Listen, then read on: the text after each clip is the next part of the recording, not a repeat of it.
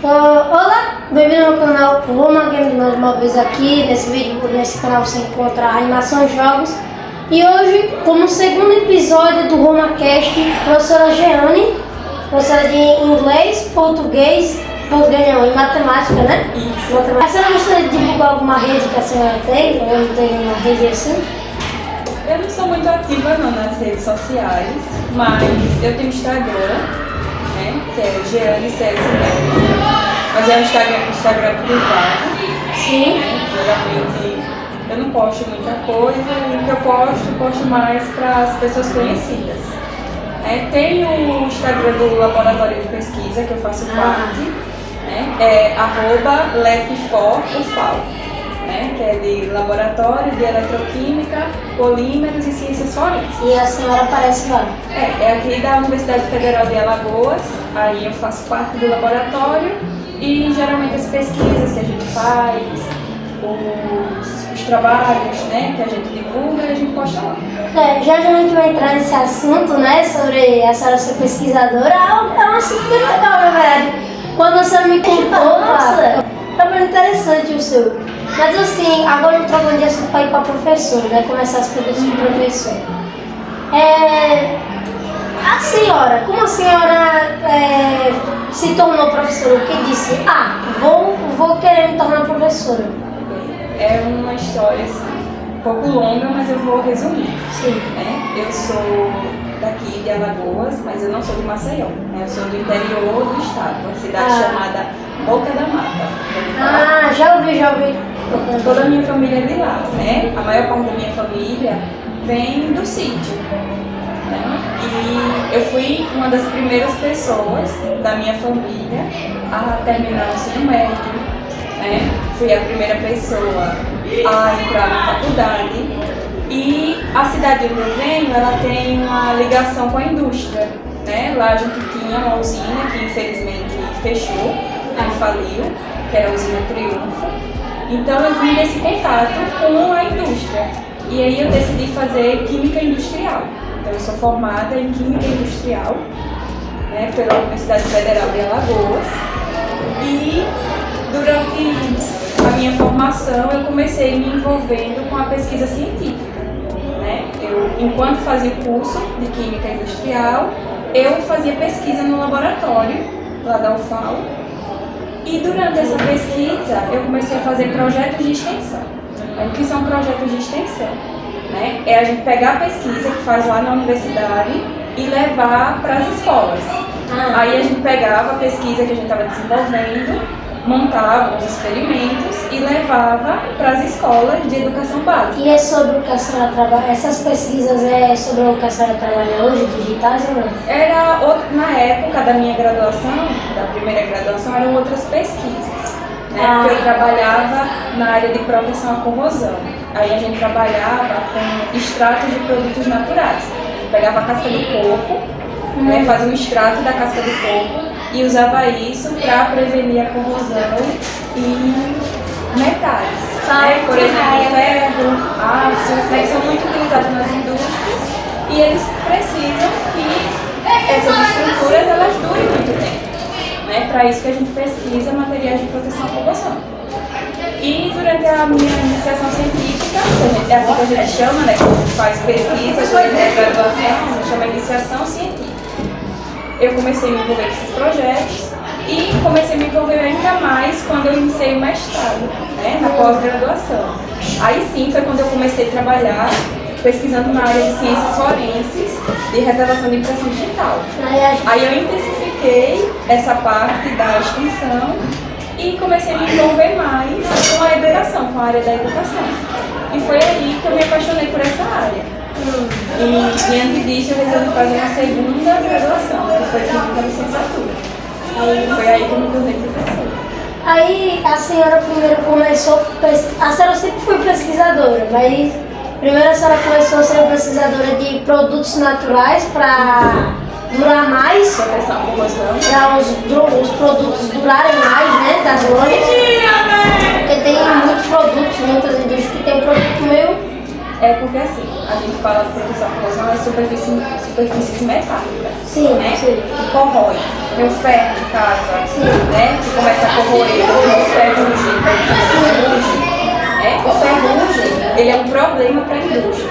Pensa uma indústria petroleira, né, de petróleo, ou pensa mesmo uma usina, né? Produz cana e processar cana de açúcar para produzir açúcar e álcool. Sim. Né? Pensa essas indústrias, elas têm estruturas gigantescas de metais. Né? Se o portão da nossa casa já enferruja, né? Às vezes até um utensílio que a gente tem, até aqui, você olha assim para a cadeira, né, da sala, né? Já começa a enferrujar. Imagina a estrutura de uma indústria, né? Que são toneladas de metal. E é perigoso. Aquilo enferruja, isso pode causar acidentes. Então o que a gente usa para prevenir essa corrosão são materiais, que muitas vezes uma tinta, um revestimento, para passar em cima da superfície metálica e que vai impedir que ela enferruje. Entendi. É a mesma coisa dessas portas de madeira, assim, que eles passam o material, agora eu esqueci o nome, para que a madeira dure mais tempo, né? É passado um revestimento selador para a madeira durar mais tempo. Porque aí no caso da madeira, a gente tem o envelhecimento da madeira e ela começa a apodrecer. Sim, ela pode explodir, aí quebra. Isso. Então, aí a senhora também. Aí foi assim que a senhora se tornou professora, mas a senhora tá no emprego assim, que a senhora vai ficar fixa ou a senhora pretende algum emprego melhor futuramente? Eu gosto muito dessa área, né? Da educação, de ser professora. E eu pretendo seguir nessa área. Pelo máximo de tempo que eu conseguir. Claro que existe um desafio, né? É uma profissão que não é valorizada, então a gente tem muitas dificuldades. Essas dificuldades com a valorização da profissão, né, no nosso país. Porém, eu pretendo sim continuar na área. Não sei se lecionando sempre para a educação básica, né? Não sei se futuramente eu estarei lecionando técnico, superior, mas eu gosto muito da parte da educação básica. É trabalhar com jovens, com adolescentes. A senhora respondeu uma pergunta minha que eu ia fazer, que era qual o de desafio assim que a senhora e outros professores já enfrentaram. Assim, eu acho que a senhora já respondeu, né? A gente enfrenta vários desafios, né? Porque o professor é um profissional que tem que lidar com muitas pessoas, né? Com muitos desafios. E muitas vezes a gente encontra muitas barreiras para lidar com isso, né? Seja uma infraestrutura, seja a não valorização da profissão. Muitas vezes o professor é um profissional sobrecarregado, né? Ele tem que trabalhar em várias escolas para conseguir uma renda suficiente para se manter. E isso sobrecarrega o profissional. É o tempo que ele teria para se dedicar para uma turma, para uma escola, ele tem que se dedicar para 3 ou 4. Então isso acaba diminuindo. Tem muita professor que ele tem um emprego de professor, mas ele já tem outro emprego e tem outro emprego já e aí... Muitas vezes precisa de outros empregos para conseguir manter, né, um padrão de vida minimamente confortável. Legal. A senhora, assim, a senhora é formada em quais matérias, assim, a senhora é formada em quem é professor? Eu tenho a licenciatura em Química e Química Industrial. Por isso que eu leciono matemática, né? Quando eu lecionei para você matemática, por causa da minha formação em Química. Em inglês eu tenho curso de inglês, né? Não tenho licenciatura em inglês. Aí eu acabei lecionando inglês para vocês por causa da deficiência de professor nessa área.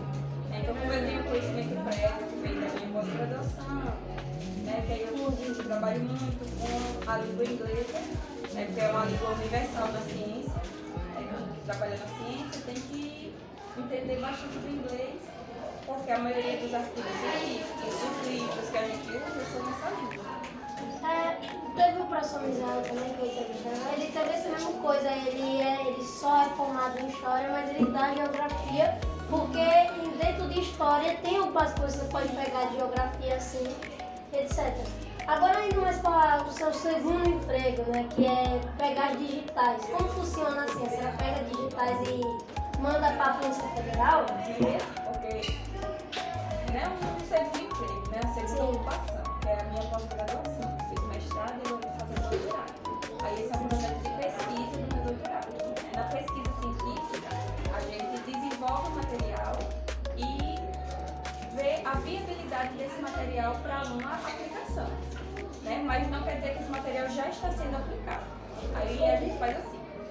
No meu caso, eu desenvolvo materiais e metodologias para revelação de impressões digitais, que é aquilo que a gente vê lá no CSI, né, que assiste a série ou filmes policiais. Acho que todo mundo já viu, que o perito chega na cena do crime e pega as digitais. Geralmente ele usa um pozinho lá para ver a digital que a pessoa deixou ali na cena do crime. E aí leva para um outro lugar para analisar, né, para ver se aquela digital que foi deixada ali naquela cena do crime se coincide com a digital de um suspeito, né? Porque uma coisa importante é que sempre que a gente toca qualquer superfície, a gente deixa ali a nossa impressão digital. Então o que eu faço na minha pesquisa é pesquisar novos materiais que possam ser usados para revelar a impressão digital. Mais fácil, né? Que tenham um menor custo, né, que sejam mais rápidos, que tenham maior eficiência.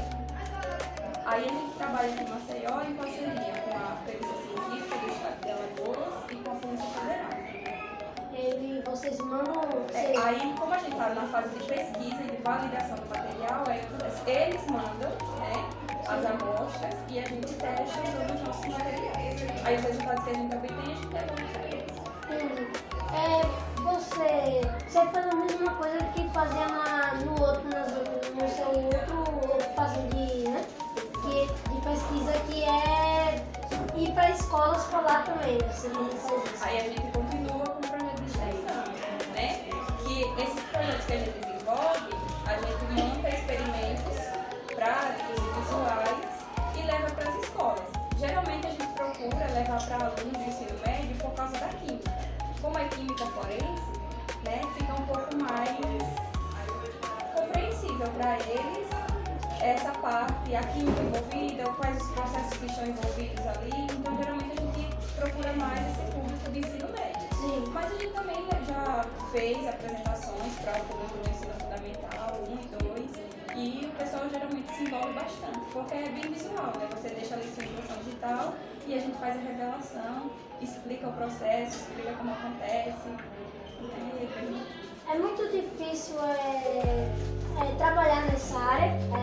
A senhora teve algumas dificuldades no início, teve dificuldades até hoje? Porque da mesma forma que na educação a gente tem as dificuldades, né, a falta de valorização, a falta de infraestrutura, na pesquisa científica a gente também tem, né? Pesquisa realizada na universidade pública, né, muitas vezes sem os recursos necessários, então a gente tem que correr atrás dos materiais, né? A gente tem que trabalhar dia e noite para conseguir os resultados, porque a gente não tem o aparato que seria necessário para aquilo. Então, tem que buscar. Tem que buscar, tem que ir atrás, tem que pesquisar formas diferentes de fazer quando a gente não tem o material necessário, quando a gente não tem o equipamento necessário. Eu não sei se é permitido, mas a senhora poderia falar um dos equipamentos que vocês ajudaram a criar para... Então, a gente não cria o equipamento, a gente cria a metodologia. Sim. Né? No meu caso, é porque eu não sei assim, a faixa etária do seu público, né? Sim. Nem a formação. Fica um pouco mais complexo porque eu trabalho com a eletroquímica. Aí que é a eletroquímica, né? É a passagem de corrente elétrica para induzir algum processo no material. Então, eu trabalho com um material que a gente chama de polímero, já ouviu falar em polímero? Que é os plásticos, né? Todo plástico é um polímero. Que ele deixa as impressões digitais.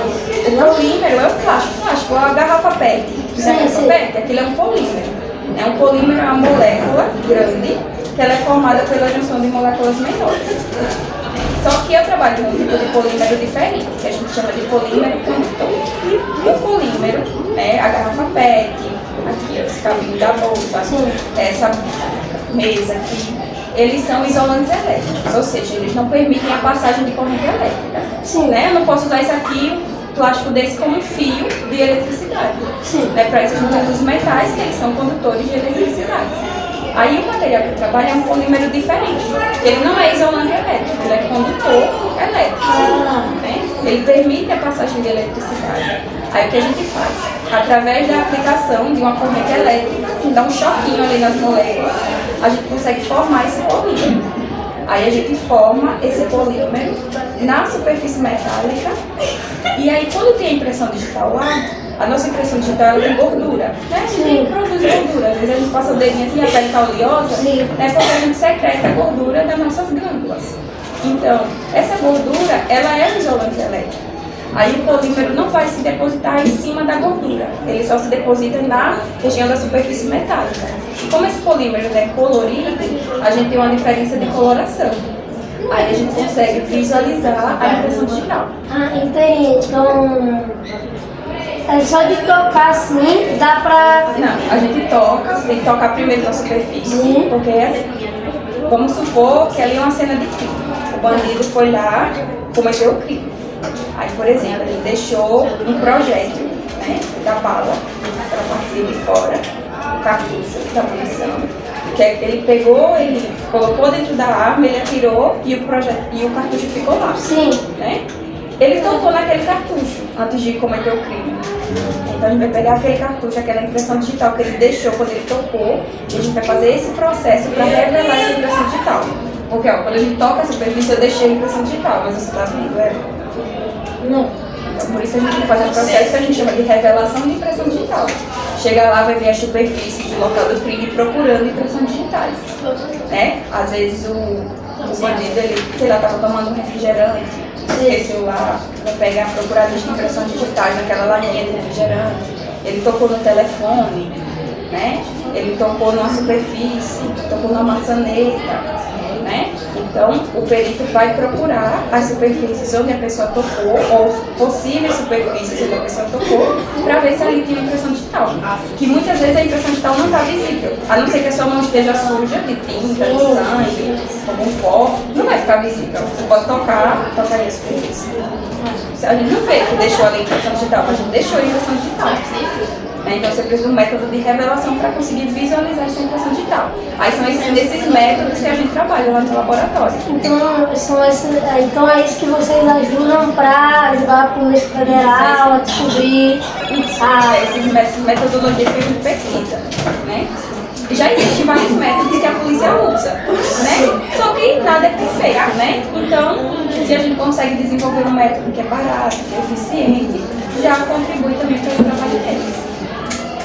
Obrigado, Jeane, por estar aqui no GomaCast, muito legal dessa parte. Eu achei muito divertida essa parte que a senhora mostrou, né, que eu nunca tinha ouvido falar dessa parte, eu achei legal. A senhora gostaria de se despedir aí? Falar alguma coisa? Sim, gostaria de agradecer, né, ao Romário pelo convite, né, um aluno excelente. A gente como professora sempre fica muito feliz, né, quando tem um aluno assim na sala. Né, então, muito obrigado. E para quem quiser conhecer mais, eu vou mandar os links para o Romário para ele deixar na descrição do vídeo. Sim.